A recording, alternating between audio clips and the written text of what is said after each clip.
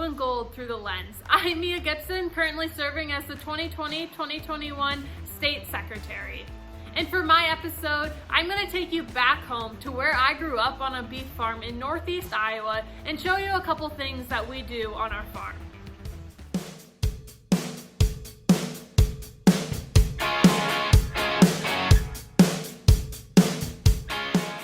We do on our farm back here in northeast Iowa is we rotationally graze our beef cattle. You may ask what rotationally grazing is. It's a practice of moving livestock from one pasture or paddock to another. It could be every day, every week, or every month.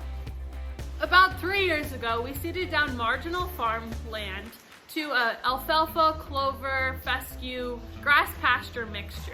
And ever since then, we've rotationally grazed our beef cattle on this. What we have found to work is to fence off all of our pasture borders with 2 wires of high tensile fence.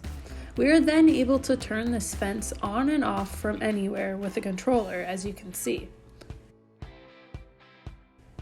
To create paddocks or small grazing areas in the pasture, we use poly wire and step-in posts to fence in an area for our cattle to graze.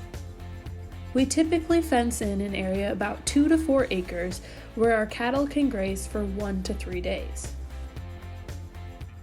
When the grass in the pasture gets to about 4 to 6 inches left, as you can see, we work to set up the next paddock to move our cattle into. Till the cows come home.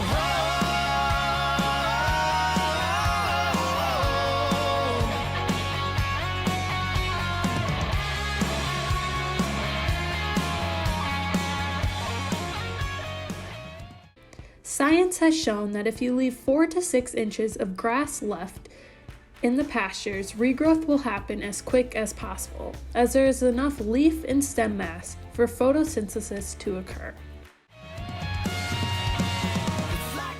Now that I've showed you a little bit about how we rotationally graze our beef cattle and the practices behind it, I'm going to tell you a few benefits from it. So we've found when you rotationally graze beef cattle, you maximize your forage production. As you allow for the most amount of regrowth, you give pastures rest so grass can grow. So you have the most forage out there for your cattle to eat, along with high quality forage. Along with this, your soil fertility is increased when you rotationally graze. As you don't have cattle cherry picking just the grass that they want or the good stuff, they're eating everything to about 4 inches left until you move them. Finally, there's a lot less waste among our grass pastures, as cattle are forced to eat what's in that pasture for the couple days that they're in it, and then they get moved to another green pasture of high quality grass. When you rotationally graze cattle, you have high quality grass for your cattle to go into throughout the entire grazing period.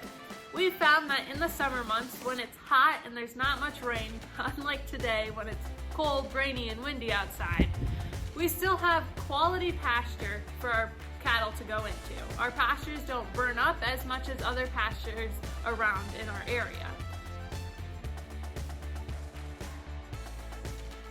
Thank you for tuning in to my Blue and Gold Through the Lens episode. I hope you enjoyed coming back to my operation in northeast Iowa and learning about how we rotationally graze our beef cattle. Agriculture is evolving, and there's so many technologies and practices out there to maximize yield and average daily gains and production agriculture as a whole. In rotationally grazing beef cattle, my family has found that this is a way that we can maximize our forage production and the quality grass that our cattle could have.